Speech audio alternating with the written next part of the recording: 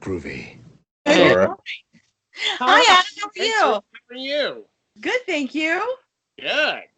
So how you been? You been all right? I've been Staying really safe? good. Really good. Is my sound okay? Yes, Yeah, you're fine. sounds. Fine. Cool.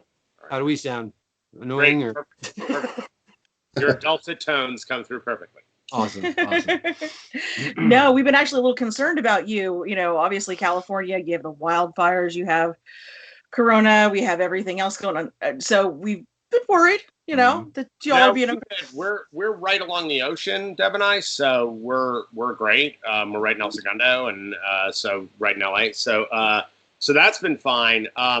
As far as the virus is concerned, look, I mean, it's. I think it's a two-tier problem. One, you had everybody starting to talk about how there was a vaccination coming. The minute you tell people the vaccine is coming, everybody acts like they've already taken it. Yeah, absolutely. There's a vaccine. We're saved. No. Coming sometime soon, not now, and it's not in your body yet. Schmuck. The other side of it is, you start letting people look. Deb and I have gone to a couple dinners outdoors, socially distanced, right? Yeah. Mhm. And you're not wearing a mask while you're eating and whatnot, but you're still somewhat far apart. But you're having a really nice time. So all the sort of social norms start to creep back in, and you kind of forget, like, no, this is still a problem, like a big freaking problem. Mhm. Oh yeah. I just think that people got a little bit too laissez-faire about it. But, Yeah. guys, the whole freaking world is exploding with this thing right now. Like, it's so bad. And again, I have friends. I have friends who've had it. Thankfully, all of them have survived, but not one of them have come back and been like, "Oh yeah, it's the flu." No one has Mhm. They were doing lung transplants to people. Like that's Oh wow. that's crazy. That's crazy. There have been such horrors, and the thing is, the nurse practitioners that I know and the doctors that I know, all of them keep saying, they're like, we don't understand this virus. Like, we still don't know what it is. Yeah. So here's the problem. We don't know what the effects are 3 years from now to somebody who survives, because it ravages your system. Yeah. That's the scary part. So, that, and, 250,000 people dead, that's a little bit of a thing too. So. Yeah.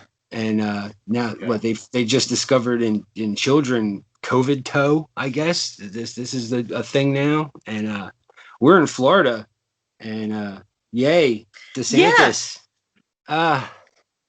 No restrictions, nothing. We're like a giant petri dish down here. Yeah, I'm so sorry.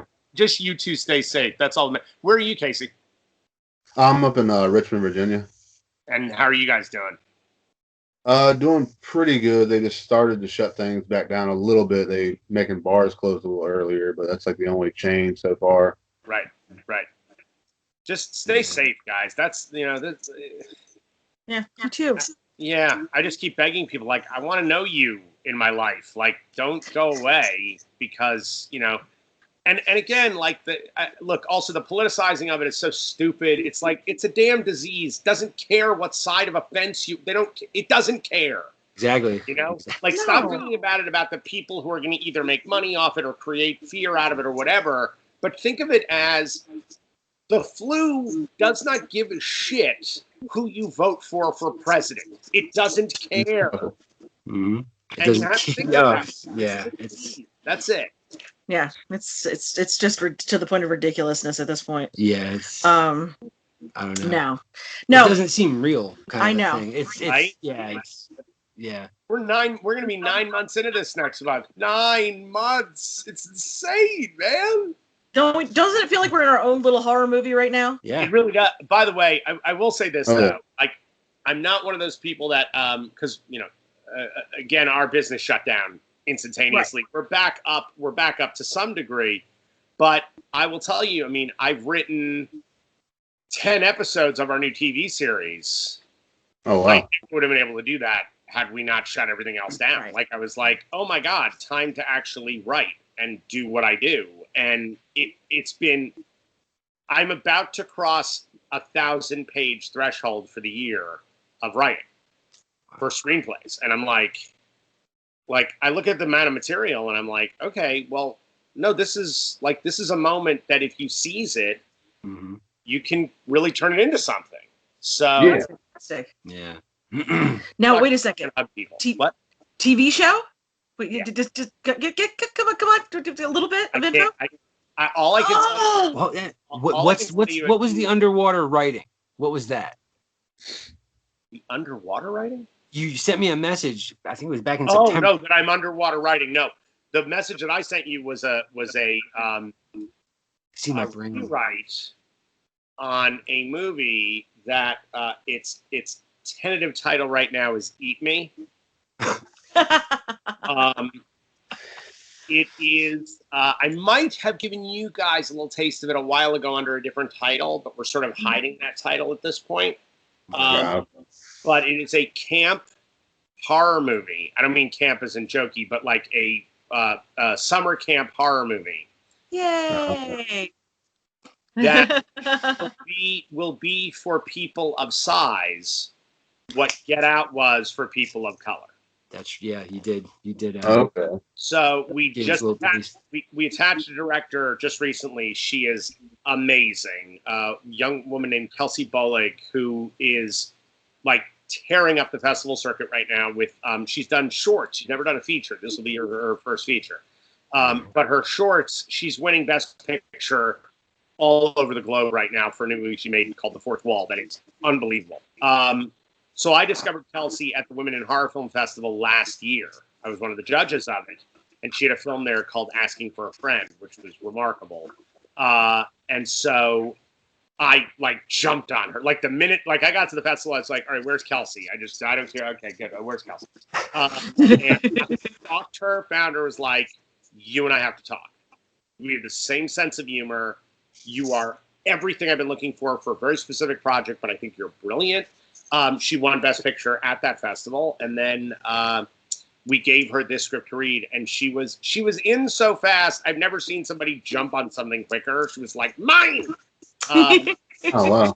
And so she just gave notes for her rewrite, for her director's rewrite, because we're going to cast right now to shoot it the middle of next year. So yeah, that's awesome. That's great. So that's what I was rewriting actively when I was underwater with that. Yes. All right. Yeah. But dude, I've written 3 original films this year and 10 episodes of a TV series, and I mean it's oh my god. I said to Deb, to my writing partner, my beautiful wife, I said, hey, can this pandemic be over so I can get a nap? Yeah. So tired. So no, that's great. Great. Yeah, seriously. I mean, if there's any good that will come out of this, I think, just like you said, that you had this opportunity to write for as much as you did. There's a lot of other creative individuals that are doing the exact same thing. We know Billy Pond was in the same boat, I believe. Yeah, he's just writing. He's just writing like crazy. And Just, like I said, if there's one good thing to come out of that, I think we might see some really great stories. I was going to say, I think most of the people we've talked to said the same thing. They said as soon as because this was like pre-lockdown, and it was like as soon as the quarantine hits, man, I'm just gonna, and so everybody's gonna have a bunch of stuff to fall back on. I'm supposed to be leaving the country at the beginning of next year to shoot the next film I'm directing. And that we're not sure where we're landing yet. There are 2 places that are vying for the project right now. So, but it's a nice size budget. It's some real money, and it's a cool little movie. It's something we wrote like 5 years ago that I've been wanting to get done, and it's a thriller that feels like a horror movie, but it's really a thriller. It's scary as hell, based on a true story. And do you guys ever see Raid Redemption? The Raid? Yes, I've seen The Raid. Yeah. So it's sort of that, but with 3 women trapped in a hotel that is part of a human trafficking ring, and they've got to get out of the hotel, and everybody else in the hotel doesn't want them to get out of the hotel. So wow. I'm that's sold. kind of I'm the- sold. it's badass. It's bad. Yeah. By the way, Liz, your hair looks fantastic. Oh, thank See, you. everybody likes your hair. Red. Tell me what the one girl said. No, I don't have any purple in it right now. Well, it doesn't matter. That's okay. Right? Yeah, but She looks thank hot, you very man. Yeah. Looks great. Well, wow. I don't even know, man. much. There's just so much. Yeah, I'm waiting with bated breath, man. Like, Yeah. No, so we know there's projects coming. Yeah. What are you currently working right now? I mean, other than writing? He just wants a nap.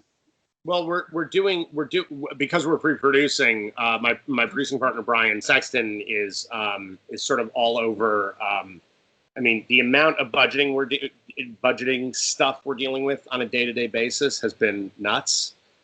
So we're out to cast on a couple things. Mostly everything is about putting the pieces together for this TV series, which is truly the single best thing I've ever done. Like this Oh, wow. it's I'm more proud of this than anything I've ever worked on. It's it's pretty cool. It's pretty cool. So No. I know you can't tell us too much that's so about the cool. project. I That's so understand. cool. I understand completely. Mhm. The only thing I was going to ask is, does it already have a landing spot for? it's got 2 places that want it. So we're dealing with that. No, what I mean Oh. is, as far as like network, does it already That's what have? I mean. Oh, that's what you mean. he That's what you mean. means. Okay, Yeah, okay. yeah. That's what I was just checking. 2 Okay. places at once. Oh man. Ah. That how That's- good does that have to feel as a writer Yeah. that to know that two entities are vying for your It's project? unbelievable. It's unbelievable, actually, and it's Nah. it's one of those things that it's very close to me. This is a project that a long time ago I had written a feature that was this same storyline, and at one time both Haley Joel Osment and Kevin Spacey were attached to the feature, Oh wow. All right. and we all know what happened there. Yes. When that fell apart for various reasons, Yeah. I took the project and by the way, almost no one had ever read it up till then. Like they were 2 of the first people to ever read the script and immediately were on board. When that went away, I pulled the script out of circulation. No one could see the script because I was like, I don't want to do this until I have the right person for this. And this is when Haley was about 17. He was still like that Okay. super cute kid from The Sixth Sense, but just he'd become a teenager. He was just adorable. And by the way, one of the greatest kids, like one of the best people I had ever had the chance to like work with. He's Oh, cool. amazing. So I took the script back, and we had a meeting with CAA for a very important client's participation in another film. Okay. And that client had said to CAA, I love their writing. Are they doing anything in TV? And we weren't, for this person to fit, we didn't have anything that was right television-wise, but I was like, yes, we have something. And I pitched that movie as a TV series. And they went nuts. Like, they were like, oh my God, that's amazing. And I'm like, okay, great. Literally 1 week later, shut down. Ugh. Shut down 1 week later. So my partner, Brian, was like, listen, you got to write the pilot. Like, write the pilot. I can still send it to them. We can still talk, make a deal. So I wrote the pilot. I sent it to him. Brian read it, called me and said, I said, what'd you think? He says, you want what I think? I said, yeah, I want. He goes, has there ever been a time when you brought me a screenplay and I haven't given you notes? And I said, no, you always have notes. He goes, right, I don't have any notes. Wow. He said, if anybody comes at you with notes, I'm going to kneecap them. So he says, you know what the next thing I'm going to tell you to do is? And I was like, oh, Brian, no, I can't. He says, you got it. He said, write the back 9. Write the 10 episodes. He's like, I want to shoot this series as a movie. We'll block shoot the whole thing, which will make it cost a lot less money. We can do it more efficiently. I want to do the whole thing. So I was like, okay. Cut to 5 months later, and we've got the full first season. That's awesome. That is, That's oh great. man, I'm so happy for you. Thanks. This is, wow. Now, He's really excited. I You know, can tell. no, Like, he's you can see beaming. how happy You're you beaming. are. This is I'm awesome. excited. Hey, you totally deserve it, man. Absolutely. Absolutely. Now, even though it's the project that we can't speak of, Yes. is there a potential time frame as to when we could possibly see this? You really just. I'm curious. I'm Man. sorry. No, it's a great question. I wish I could answer it. I can tell you that what our dream scenario, because the show takes place between sort of beginning of October to the end of December. That's sort of the time frame of the actual show itself, the season. Okay. We would like to be shooting it this coming October. So October 2021 is when we'd like to be shooting the actual show. Okay. Because I need the foliage, I need the snow at the end. Like it's gotta go from Halloween to Christmas. And you don't want to be outside painting leaves and things like with that. a trash bag. No. Yeah. If you can actually do it live, it's so much more cost efficient. You Yeah. don't add to that, but it's a better way to go. Well, it's So not that's- cost efficient. I mean, it's real. You don't have to. Yeah. Yeah, you don't have to convince anyone that it's fall. It truly is. Yeah. And when it snows, it's gotta really snow. Like it's gotta the last episode is in the snow. So yeah, can't get around that. See. Well, I hope Mother Nature, works with you on that one, and you have. Oh, you want some snow? Bah. Well, I'll tell you, when I've shot 2 movies that had snow in them. My second film, Let It Snow, which is a romantic comedy, and then Secret Santa. Both times on Let It Snow, I had to chase the snow because it was an El Nino winter, and I only had 3 days to shoot all my snow footage, and it was 4 months before I was going to shoot the rest of the movie, which was during spring and summertime. And I had to chase the snow up the coast of the Northeast. I ended up in New Hampshire, almost to Maine, and there was a blizzard. As we shot, I'm in a blizzard. And the same thing happened on Secret Santa when I went up to Big Bear. It was the biggest snowfall they had had in 20 years. Yeah, we got snowed in. Snowed in the house.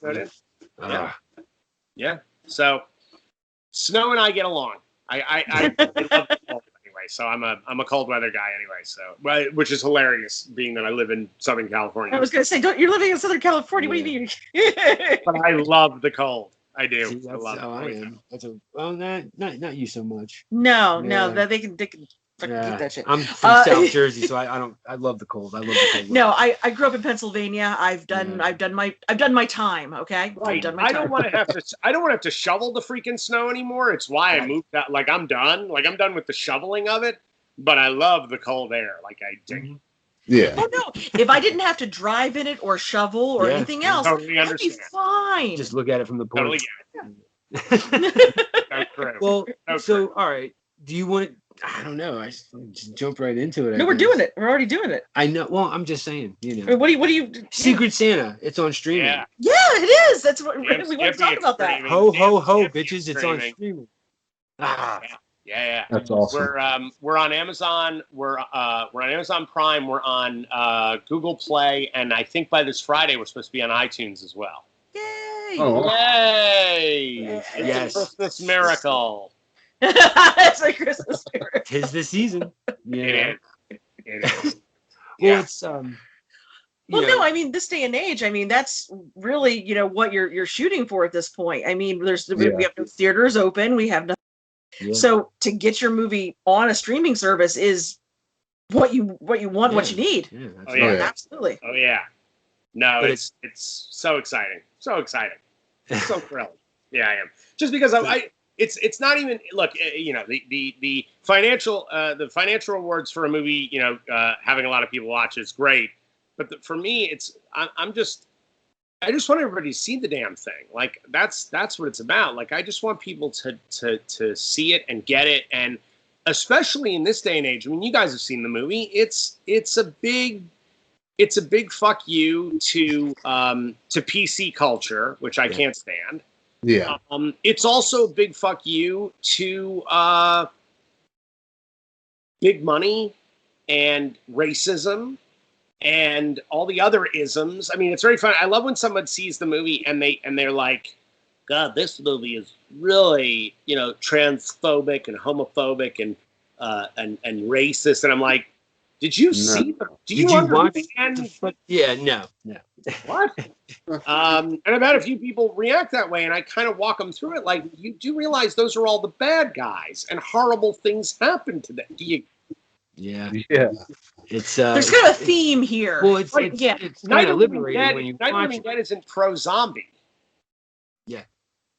It's a little nuts.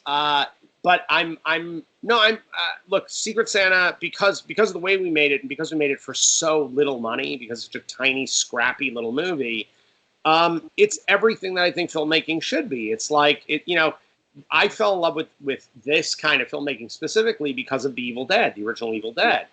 Yeah. And as you guys know, I reference it like crazy, and it's a big part of Jason Goes to Hell as well, which I get shit for or either praise for, given on who my audience is. And the thing is, like, what I loved about what Sam Raimi and company did was they made a movie for nothing. They made it with their friends on the weekends when they could, and they made something extraordinary that changed the world.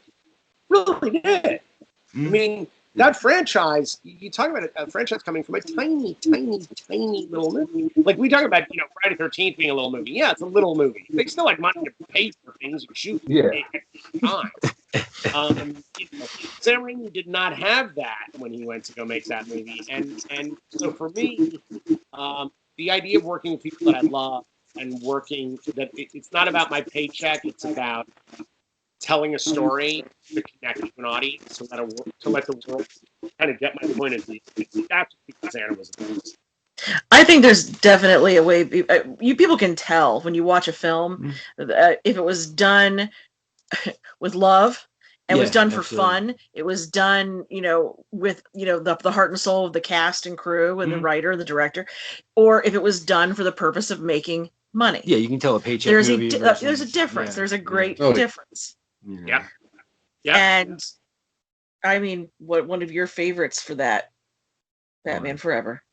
That's a paycheck movie all day long. Bat nipples. It doesn't matter. No, but that's that's one of those like gross exaggerations of a movie that is is a paycheck movie. Yeah, no, absolutely. Oh yeah, but, sure. No, I mean when I did my prison time with Val Kilmer, I was there to do the movie for love. He was there to do the movie for money. Yeah.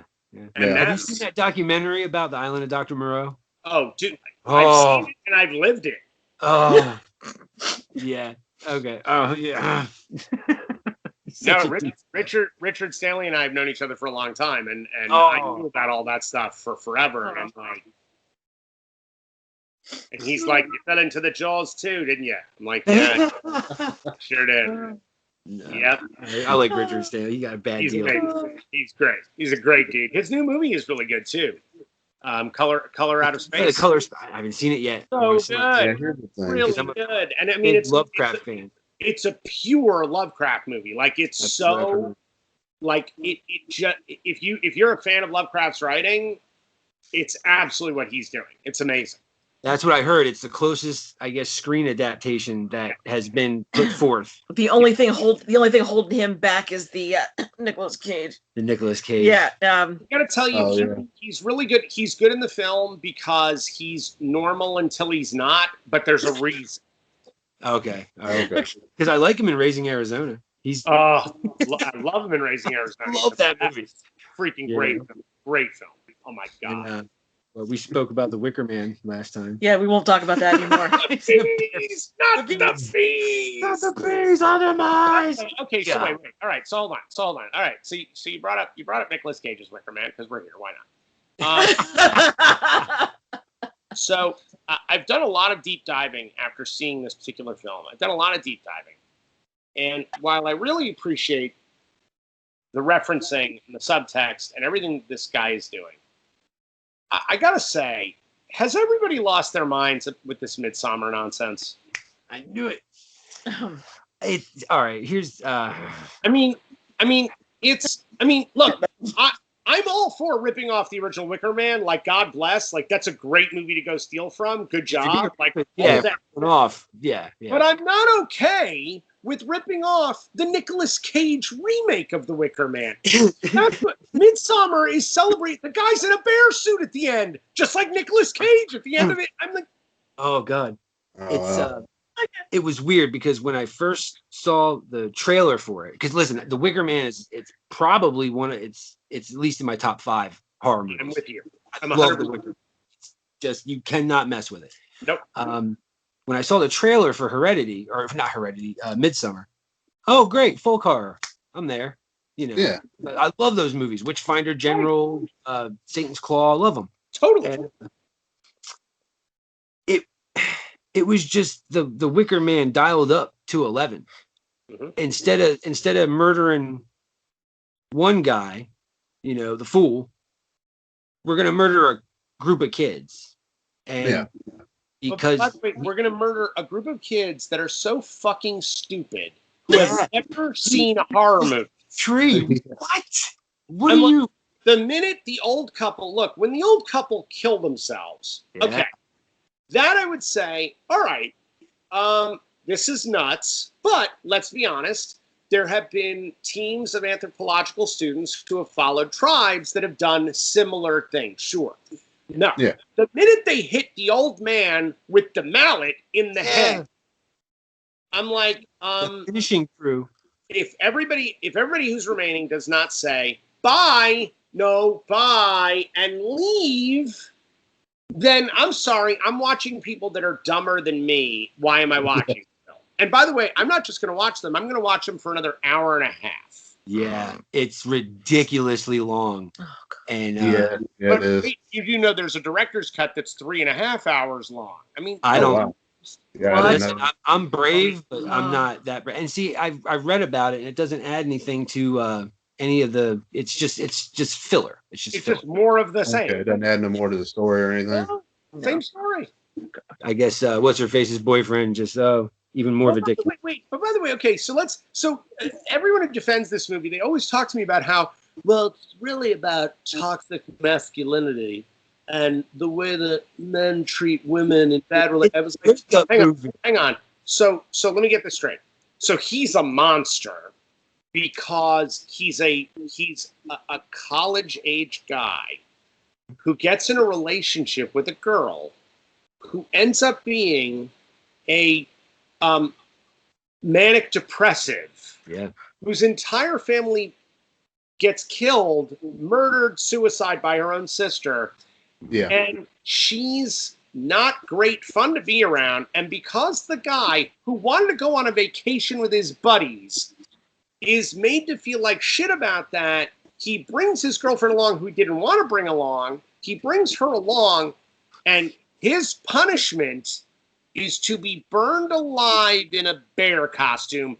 And we have people celebrating that as the death of toxic masculinity. Have we all lost our minds?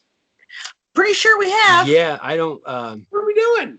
I don't get it. I mean, look, by the way, the filmmaking is beautiful. The acting is terrific. I'm not taking anything away from the artistry of the movie. That's all there. It's pretty. Yeah. I will say that it's pretty. Yeah, right. It's pretty. It's pretty. But for me, I go, guys, this is a statement, and quite frankly, a really hollow statement. And you're somehow celebrating the murder of people because why? Like, what really, I mean, is this really about toxic masculinity? Because what it seems to me, it seems to be celebrating sort of the crazy ex-girlfriend. Yeah, absolutely. Yeah. Because she's crying at first, and then she starts smiling like a loon, and then that. And I understand that it's kind of a tragedy, and that she's sort of stuck in her own way. I get all that, but I just keep wondering. Like, I don't really know what you're saying. I got it. I got what you're telling me. You're saying, But I'm kind of amazed that women aren't more up in arms about this movie. To me, it feels very woman-hating. They killed the penis. Right, which is fine. Look, by the way, I'm okay with killing the penis if the penis deserves to die. Exactly. You know, Like, it's if that schmuck had raped someone, great, tear him to pieces, enjoy. Yeah. You know, but he didn't. He's a college age dick. He's just a dick. and he's there to do his Murdered for that? thesis. So it's not, his mind is elsewhere. The- the time. punishment- They're drugging him and having weird sex with. I mean, when we got to all the women fucking him at the same time, I was like, "What am I?" Deb Yeah, returned to me. Deb was like, "What did you take me to? What is this?"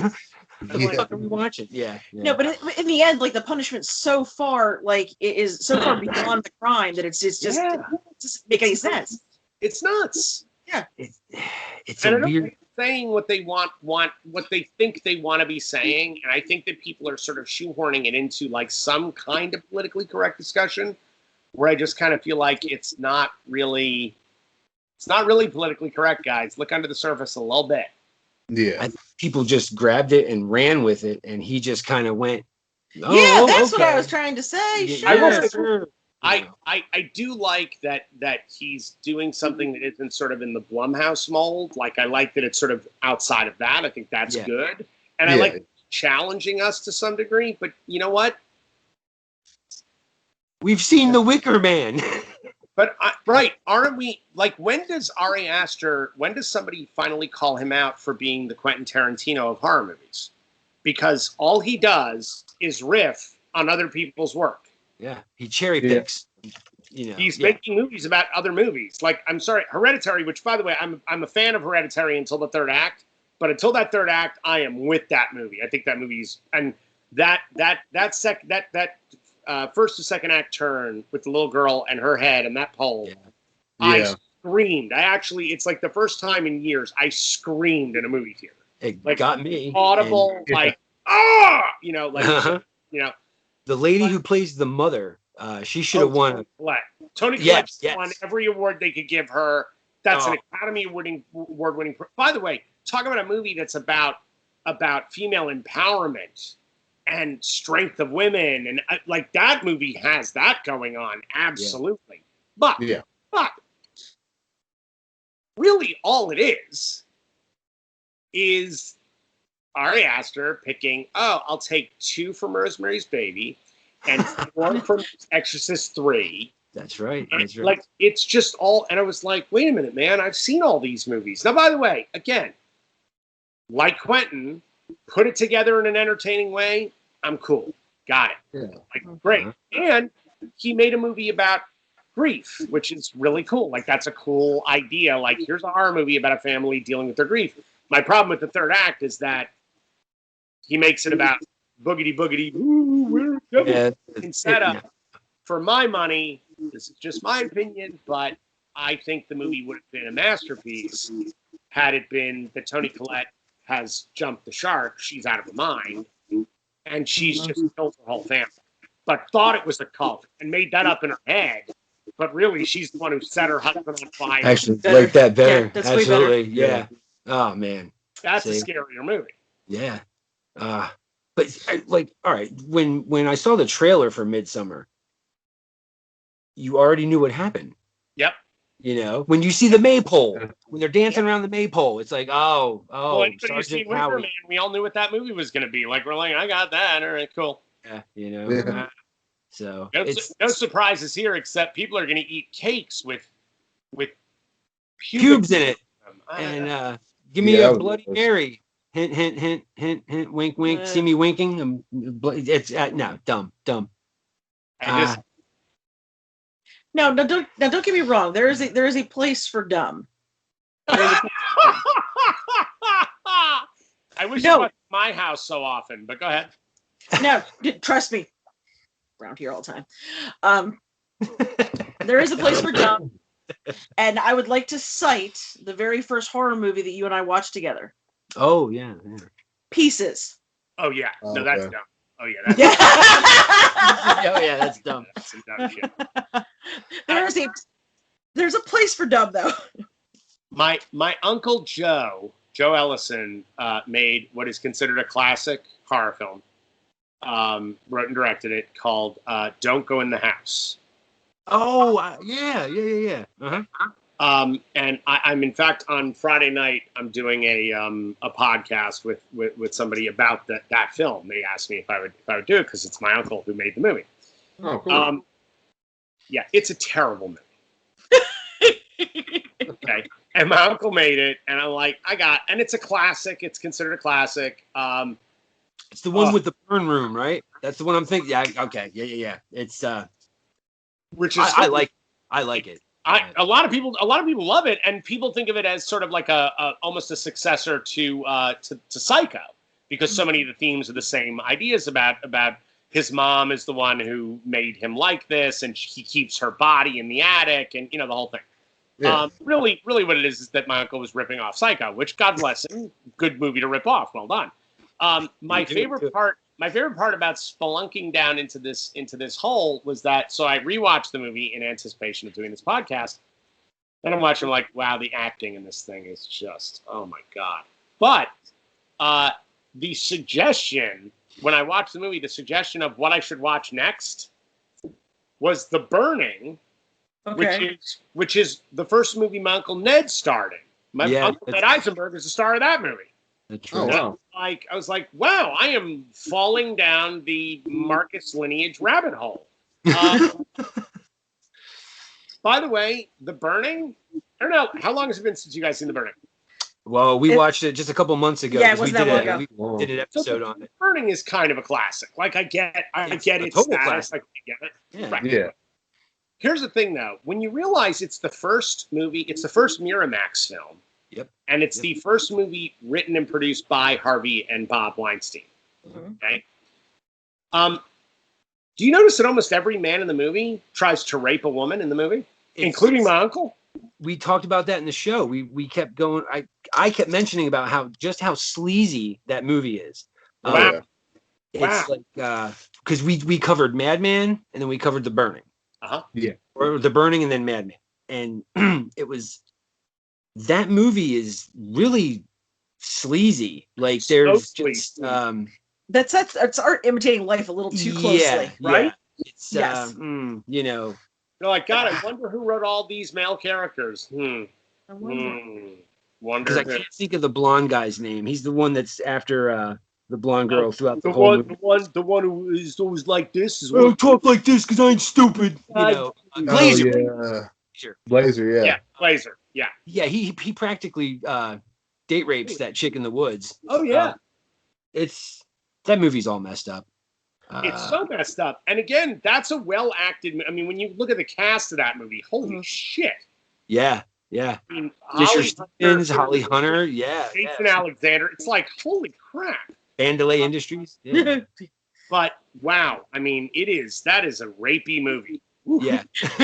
Well, it was funny because I said this during the show too. I said Sleepaway Camp and The Burning. Yep.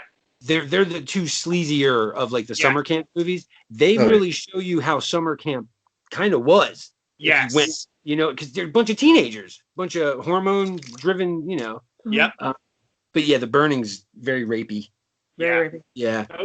Those two, and Friday 5 is very sleazy, which is, I think, kind of its greatest charm. It's like I always say it's got dirt under its fingernails. That movie. Yeah, I love that movie. Yeah. I like, because who directed it? Danny Steinman. Stein? The former porn director. Yes. But by the way, just so nobody gets any misassumptions on this, Sean Cunningham directed Porn too. Like, a lot of people don't know that. Like, oh, Sean Cunningham, the guy who discovered Marilyn Chambers. Yeah. See, I never. That doesn't bother me. No, I'm not bothered by it at all. Just start somewhere, Yes. Hey. Yeah. But no, I like part 5. I think because it is sleazy. Actually, It's right up your alley. I had a really good relationship with her. I was a teenager. Like, Yeah. me and Deborah, we were tight. Yeah. Yeah, that was my first ever horror movie. Who, Deborah? Do you say Deborah? Deborah Voorhees. Yeah. Oh, my girl. I love Deb. We talked to her not long ago, man. She's such a sweetheart. Yeah, he likes So- talking to Deborah. Well, she said I was handsome. That's all I had to hear. Oh, well, there you go, dude. Forget about it. Forget. His little teenage self was just all kinds of geeking out. I was in the bathroom for like Yeah. 45 No, Ow, I was combing my hair. You know, my Deborah was just in Deborah's movie 13 Fanboy. oh really? Cool. Wow, all right. Yeah, we're Deborah and waiting for it. 4 of my students ended up being in her movie as well. Oh, that's awesome. So cool. That's so cool. That is fantastic. Yeah, no, waiting for that one. Definitely when it comes out. Love to have her back Yeah, on. I can't wait to see that. She's awesome. She's a great lady. Great lady. Yeah. Well, that time we talked to her, she dropped No, she's so sweet. about Kane Hodder. She told us breaking news, I guess. Oh yeah, that Kane was going to be there. Yeah, Oh, yeah. she was like, "Oh, we just signed Kane." I was like, "Ah!" I started freaking out. well, you know, I So, freaked out a little well, bit. she's too. a hotter hoe. Ugh. I get it. Sorry, He's Sorry. He said, "I get it." I can't help it. Awesome. He's badass, man. You know. I've got two horror crushes. Okay, leave me alone. Okay, it's anyway. two. Kane Hodder and So he's gonna cut me off. What? No. What's the other one? Ash. Oh yeah, she likes the Bruce chin. Campbell. The chin. Oh, sure, I get that. Yeah. Yeah, I get it. So Kane Hodder and Bruce Campbell, my two horror crushes. Lord. It's okay, Deborah, my wife knows that. Well, I know that if Kevin Costner or Scott Bakula show up at my house, I have to leave for a few hours. Like, I just, no questions asked, I just leave. Yeah, I have to go. Yeah. However, if Janet Jackson shows up, yeah, Deb's got to take like a week away. That's So funny. That's kind of the way that goes. That's awesome. That's the way that goes. That's the way that goes. So- Can you talk about the Heart of Darkness I can. a little? I can. In fact, Deborah Voorhees is in the documentary. We Yeah. interviewed her here in our home actually last year for it. Oh, Yeah. That's so Here's the thing. We had shot the first 29 interviews. We were killing it through January and February, just rocketing through stuff. Kept posting. Yeah. Over Ah. 75 hours of footage. I mean, like crazy, right? And then COVID. The Rona. and it shut us down till we did one interview a couple weeks ago. We were able to do it. We just signed Michelle Clooney a couple days ago. So Oh, she really okay. gets split up the middle, Debbie in the movie. Yeah. So she's joining us now. We're shooting her soon. My brother Kip and John LeMay will be shot between December and January. So we're owed those. I've got a couple more interviews to do, and then that's it. And then everything will be in the can as far as the interviews are concerned. And I actually just spoke to my editor on the movie, who's one of my best friends since we were 13 years old. And he is actually one of the top editors in reality television in Los Angeles. So he's a genius editor. So I was just with him right before I was talking to you guys. And no, we're full steam ahead. The problem is I wanted to have that movie done now. Yeah. And literally we've been pushing and there's nothing you can do about it. Like, you can't shoot people, like you can't do it. So how long is post production probably going to be on that? It'll probably be anywhere from 4 to 6 months, only because we're doing a lot of animations and a lot of stuff that that's being created for the film. A bunch has already been done. It's just when I don't have the footage, you don't know what you need. So you're constructing the story that way, and then the editor will come back to me and go, okay, this is what I need to have.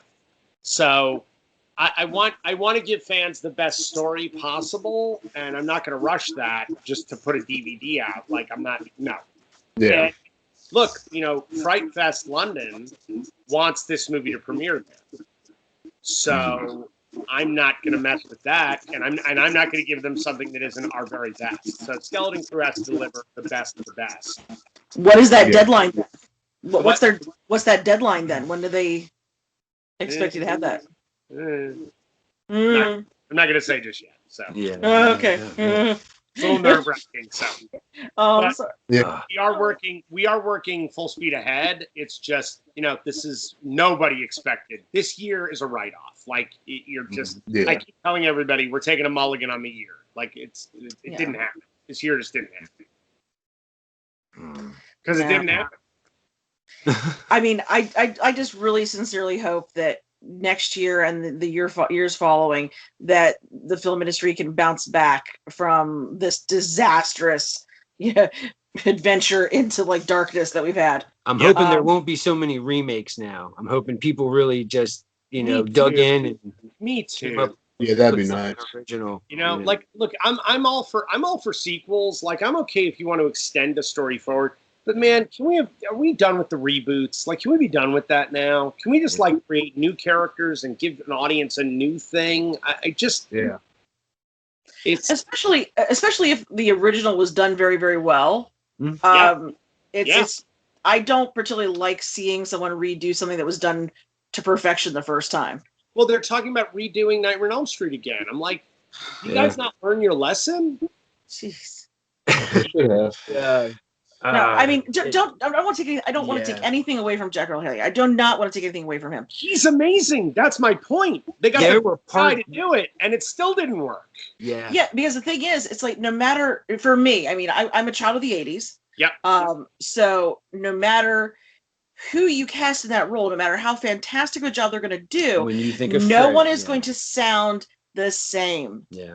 No one is going to look the same. But to his credit, there were parts of that movie that he really, to me, I thought he was fucking terrifying. He was. He had that nervous tick where he would grind his two fingers together. No, I mean, like I said, he did add something to Yeah. the role. He did do very well. But He's it's a brilliant actor. yeah, he's excellent. But asking someone to step into those shoes That's a when hard it's a act to when it's a follow. well-established role, Yeah, it's very difficult to make that work. yeah. And I feel bad. I mean, I feel bad for him because of that. But I mean, that's just the honest truth. I couldn't. Yeah, I mean, you can't take something that's Yeah. embedded in my brain. We Right. because Right. we were doing or we started doing commentaries on the channel, and we talked about, I think it was during the Texas Chainsaw remake. We actually discussed Jackie Earle Haley as Freddy, because the Texas Chainsaw Massacre remake, that kind of opened the door, I guess, the floodgates. Sure did. That's the That's one. when they all started. And Yeah. You don't have to remake it. Like, you don't have to remake the And movie. if you're Like gonna remake Amityville it- Horror. And if I you're think going to make it, figure out the spirit of the original film, because the like with Texas Chainsaw, which is a beautifully made movie. I think Marcus did a beautiful job shooting that movie. Yes, It's aesthetically, it's gorgeous. Yeah. Right. Yeah. It's well acted. All that's there. The problem is the greatness of the original film, and something that Deb and I fought for when we were doing the sequel. Mhm. That first movie, that is the most motley looking group of people you could ever shove in a VW bus. Like, they do not look good. They don't look healthy. They're not that attractive. Yep. And you kind of go, oh, I knew all those guys in high school. Thank Like, you. We actually said that in the commentary. It We was said that. real. Yeah. It was real. They look like real people. Yeah. It felt like a documentary. That movie is terrifying because you think, oh my God, did this happen? Yeah. The See? remake is this like Michael Bay, Abercrombie and Fitch catalog. It looks like a music video because Marcus Nispel cut his teeth on doing music videos. So Yeah, no, it's like a lot of things in Hollywood. It's like it's just polished. the more you pretty them up, the Yeah. better you make everybody look, the less real it feels. Yeah, absolutely. And that's one thing I felt with the Friday the 13th remake. All the kids, they all look like models. You know what I Yeah. mean? Friday 3, Shelley was a chubby guy. Like, there were people that, I went to high school with guys like that. Shelley, Larry Zerner, who played Shelley, Yeah. is doing all the legal work on Hearts of Darkness on the doc. Oh, really? Oh, that's great. That's great. He's our lawyer, and he's actually in the documentary as well. He's Oh, such a great. sweet guy. I love Larry Zerner. Man. Awesome. Larry's awesome. He's a really Great cool guy. dude. But you're right. He looked like somebody you knew in high school. Yeah. Mhm. What is it? In all the early Friday the 13th movies, actually most of them, they all had real looking people. Like in the very first one, you see Alice, and then you see Steve Christie, and Steve Christie's with those Oh, God. aerobic socks. Oh. Do I look like that? You did last night. Anyway, So it's just like, yeah, they used, those were people I went to school with. yeah, Like it lost that somewhere along the line. yeah. Like, I think, but I mean, it's true of a lot of films. You know, as we've progressed on through the years, we've made everything look so pretty. We've made all the actresses and the actors look so good. No. Stop it. That's what stop it. That's what I loved about horror movies is you couldn't. I mean, yeah, if they were unknowns, that's one thing, but they were just real looking people. So you were like, oh, well, who's gonna get it? But by the way, think about it. You know what? When we look at the people, even the people who become our movie stars, the people that we followed for their lifetimes, right? Mm-hmm. Okay. So, and I'm talking about good-looking people. I'm not even talking about. I'm not going to start saying like, well, you know, Kathy Bates is a movie star. Yes, she is, and by the way, one of my favorite actors. But she's kind of breaks the mold a little bit on norms. But I'm talking about the pretty people. Think about the people who've lasted. Sandra Bullock is a very pretty woman. Yes. She is not stop a clock pretty. She's not Angelina Jolie. She's a girl that you felt like the thing that's wonderful about Sandra Bullock is that every guy thinks wrongly, but thinks, oh, I might have a chance. Yeah. And every girl looks at her and goes, well, she's not going to steal my boyfriend. She looks like she would be my best friend. Yeah. Well, it's like she has that classic girl next door kind of appeal. Yeah, she worked at the in the office at my high school. Yeah, that's what I can say about her. Like, right. There's something relatable. By the way, even Julia Roberts, follow me on this. Mm-hmm. Julia Roberts, right? Who first big, explosion was Pretty Woman. Sure, she's pretty. But if you look at Julia Roberts' face, she's unique. It's not, those parts don't all really work separately. Together, they kind of work. And it doesn't feel threatening. It doesn't feel like a model. Like, look at her even in Erin Brockovich. There's something real and human. It's almost like a plain Jane, almost. A little bit. Yeah. Even though she's beautiful. I'm not saying she's not. But here's the thing. For my money, I'm sorry, like the greatest actress to ever breathe, hands down, is Meryl Streep. She can act. She's got chops. Look at her at the beginning of her career. Mm-hmm. That was not a gorgeous woman. Mm-hmm. Yeah. She's fine. She's fine. She's a good-looking lady, but not a movie star. Mm-hmm. Back when Raquel Welch was what we thought, oh, that's the picture of beauty. Yeah, but she can't act. But the genius of a Meryl Streep is that you're not looking at the looks. You're looking at the woman. You're looking at the soul of this person. Meryl Streep gets better and better and better looking the more movies she does. Not because she's having somebody do plastic surgery, but because you're falling in love with what she can do as an actor. Mm-hmm. See, I like Kate Blanchett. Yeah, because she's not like super attractive. Oh, Kate Blanchett? Yeah. Kate Blanchett. Love her. Man. Great choice. She's amazing. She's another one. She's a total chameleon. Like when she falls into a role, she totally disappears into it. You don't. Well, look at Toni Collette. Oh man, dude! Oh, she should have got so much recognition. She is amazing in everything she does. She has had an incredible career for going on 25 to 30 years now, and that is not a woman that is in it to be a glamour puss. That's not who she is. She's the real deal. She's an actor. Yes. So I think audiences respond to authenticity. They want to feel a connection with the people they watch on screen. And look, and by the way, Brad Pitt all day. God bless him. He's great looking. He's also a terrific actor. Matthew McConaughey, give the ladies the abs. Go for it. All good, And by the way, Magic Mike is a terrific movie. It's just a good movie. Forget about the fact that it's eye candy for everybody, for the ladies. I understand, but it's a good movie. So I'm all for that. I'm not saying movies should have a certain sense of fantasy and wonder for all of us. I get it, but I don't know, man. For me, the actors that I really connect to, look, Woody Harrelson, I think is like one of the best guys working. Mm-hmm. He's not winning any beauty pageants. Yeah, No. my mom used to say that. I was like, oh, No. he's so ugly. Now, you see, the thing is, I mean, like maybe I'm like not part of the norm for women and you know, female film goers, because I've never gravitated towards like the abs and the whole 9 yards. I always like the guys who can make me laugh, and I'll be honest with you, probably one of my favorite actors of all time to this day is still Jack Lemmon. Mm-hmm. Jack Lemmon Yes. he was one of the greatest comedic actors of all time to me, and he's not exactly, you know, Not like drop dead gore. No, or, you know, he's sort of Michael J. Fox cute. yes, Right. He was adorable. But wait a minute, but take his partner in crime, take Walter Matthau, who was a living basset hound. He was a human basset hound. See, I always thought he looked more like a mackerel. You know. That's awesome. But a genius is an actor. And have you guys ever seen the original, The Taking of Pelham 1, 2, 3? Yes. Okay. Yeah. Like, who would ever think we're going to cast Walter Matthau as the action hero? Yeah. No one really thought that was good. That's what caught me off guard about Bruce Willis, because he looks like my neighbor's dad. And that's why they cast him. That's why they cast him in that first movie. Because he looked like the everyman. Yeah. Yeah. You know, that's why we connect.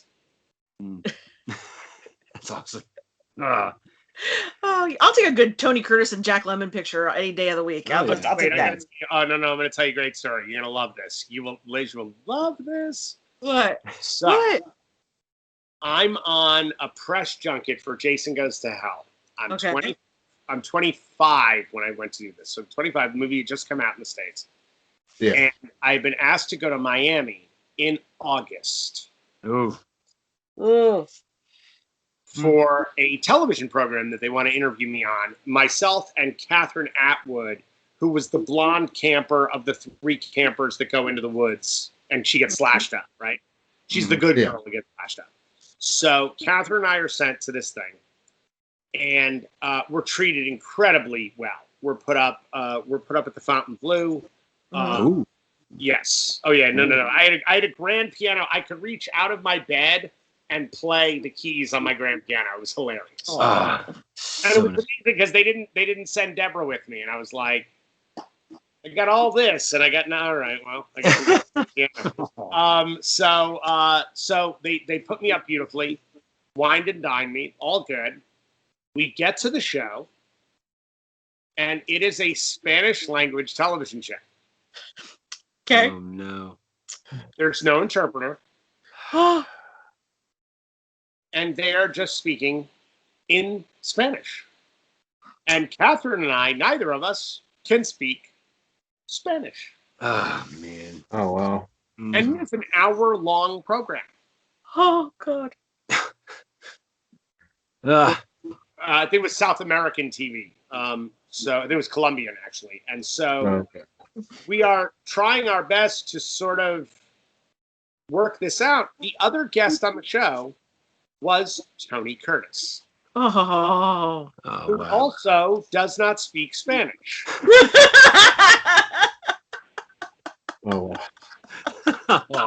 So we keep looking at each other like, I don't know.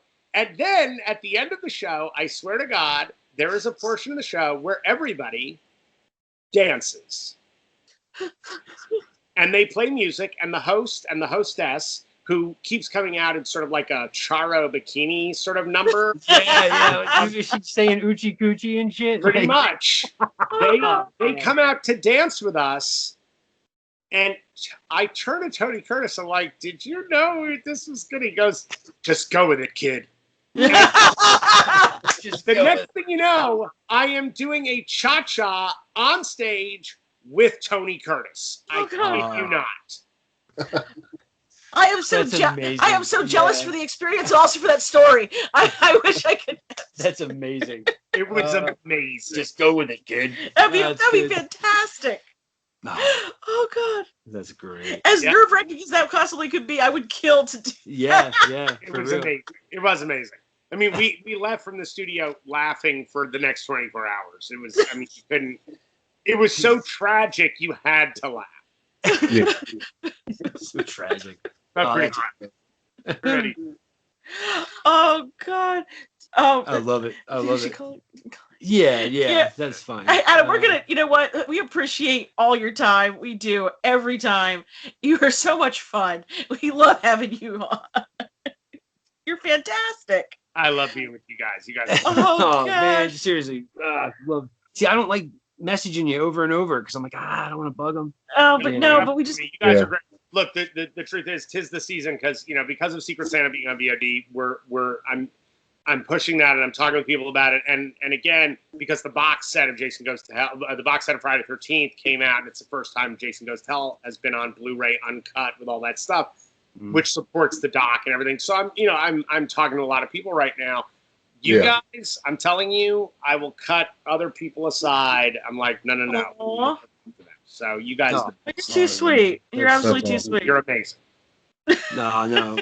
really love, really look forward to talking to you. Yeah, man, that was anytime. one thing. I insisted. I'm like, you better make sure this is for a day that I don't have to be out. Anytime you shoot me a message. Yeah. Oh, Liz. Hey. Well, look at that. He sent me a message. I just no. Yeah, Yeah. he's all, yeah. It's awesome. It's awesome. But no, we really do enjoy these, man. Like I love talking to you. Absolutely love talking to you. And we absolutely cannot wait for everything that you're doing right now. Yeah. We cannot wait to see it. We promise we will be patient. We promise we won't poke you. No, like sorry, and I'm sorry to be so vague. It's just No, we're it's what trying you have to to- do. Exactly. We get it. Yeah, We it's get it. understandable. Yeah. So. Oh no. But no, we can't thank you enough. But yeah, we love having you this every was time. this was a pleasure, It's always man. fun. This was absolutely always fun. wonderful. You have a happy Thanksgiving. And, Yes. Oh yeah. happy Christmas with Yeah. we're Yeah. gonna tell everybody about Secret Santa. Even up to this point, when people ask us about Secret Santa, I'm like, just watch it. Just watch it. Yeah. Yeah. I'm not Okay, saying awesome. yeah, no, the movie No. yeah. Like I said, we cannot say enough nice things about you or your work, sir. We love Yeah. you dearly, and we cannot wait to see what you do next. Yep, I love absolutely. you guys. Yeah. Thanks so much, Adam. Always a pleasure. Take care, sir. All righty. Talk soon. Take care. Bye.